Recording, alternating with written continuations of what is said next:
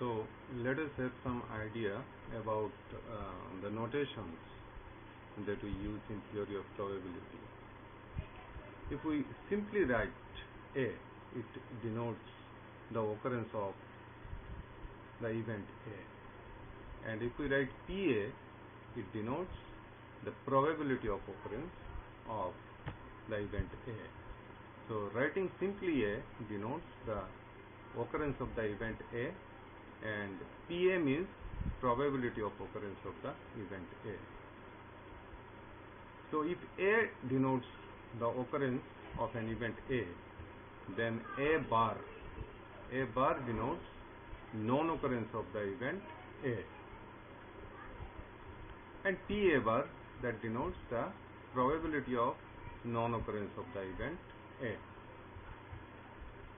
Then PA union B,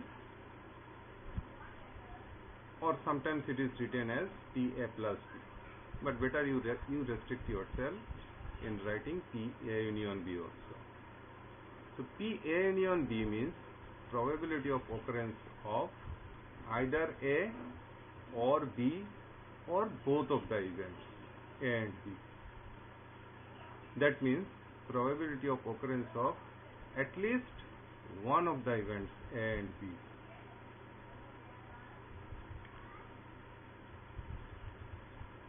Now PA intersection B, sometimes it is also written as PAB. So simply A intersection B means occurrence of both the events A and B together. That means simultaneous occurrence of the events A and B. And when we write PA intersection B, it means that probability of occurrence of the events A as well as B. And simply AB means the occurrence of the event A and B together, and this is also known as compound event. This is also known as compound event. If we write simply A intersection B or AB, this is a compound event. You can write three events also, A intersection B intersection C. What does it mean? Occurrence of the events A, B and C together.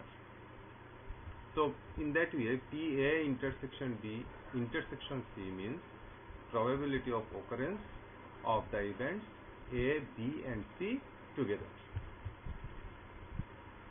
Then PA given B, this is pronounced as PA given B. A given B means the conditional occurrence of the event A, given that, or it is known to us that B has already occurred. So PA given B, it means that probability of occurrence of the event A, given that event B has already occurred. Simply if we write PA, it means that probability of occurrence of the event A. And if we write PA given B, that means probability of occurrence of the event A on condition that another event B has already occurred. For example, if I say that what is the chance that it will rain tonight, this is called the unconditional probability of rain. And if I say that what is the chance of rain tonight, given that in last night there was no rain, that is called the conditional probability of rain. That means we are imposing some condition. Okay, now let us see this theorem of total probability.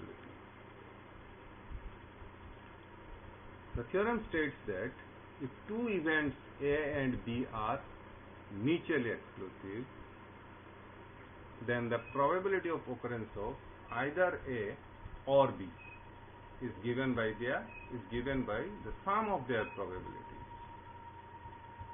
Symbolically we say that PA union B, or sometimes it is written PA plus B. So you write PA union B equals to PA plus PB.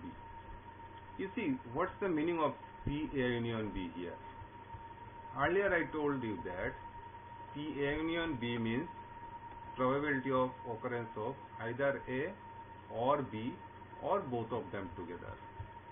But here in this statement, as it is stated that A and B are mutually exclusive, so here both the events A and B cannot occur together.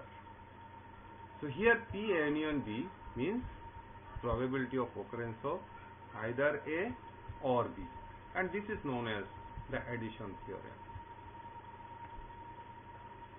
Now proof is very simple. Suppose an experiment results n possibilities which are mutually exclusive, exhaustive and equally likely. And if m1 of these cases, that means if out of these n possibilities, m1 cases are favorable to the event A, m2 cases are favorable to the event B, then the probabilities, just simply by mathematical definition, what will be this? PA equals to number of favorable outcomes divided by total number of possible outcomes, that means m1 upon n, and PB similarly m2 upon n. Simply we have applied the mathematical definition. Now since the events A and B are mutually exclusive, I again tell you, that means the two events cannot occur simultaneously. Either A will occur or B will occur. So as the events A and B are mutually exclusive, M1 cases favorable to A are completely distinct from the M2 cases favorable to B. I give you an example. Suppose I throw a dice and A denotes the event of getting an even number and B denotes the event of getting an odd number. So how many outcomes are favorable to A? That means how many even numbers are there? 2, 4 and 6. So 3 outcomes are favorable to A. Similarly, how many odd outcomes are there? 3 odd outcomes are there, and these are favorable to B. So here A and B are mutually exclusive because an outcome can either be even or be odd. It's impossible that an outcome is even as well as odd. Now see, take this example. It is said that M1 cases favorable to A are completely distinct from M2 cases favorable to B.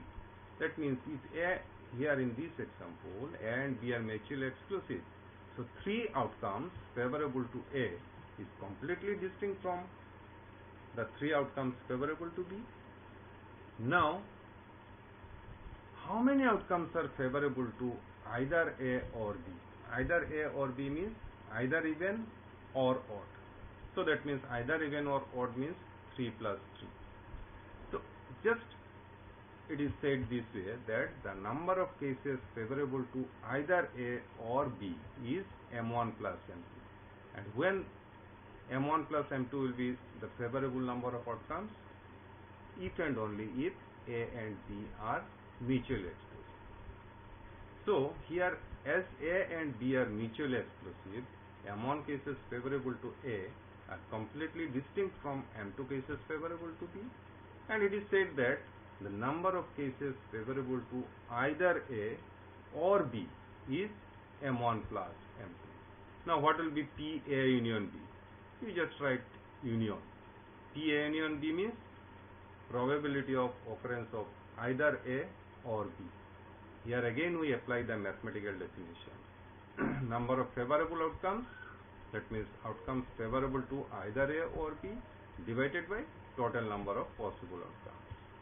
And just applying simple algebra, M1 plus M2 by N equals to this. And what is this M1 by N? This is PA. And what is this? PB. So we get PA union B equals to PA plus PB.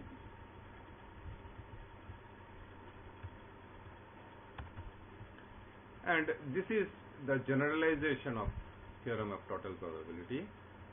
If k events are there, A1, A2 up to Ak, and if these k events are mutually exclusive, then the probability of occurrence of either A1 or A2 or Ak. You write PA A1 union A2 union ... union Ak equals to PA1 plus PA2 up to P A.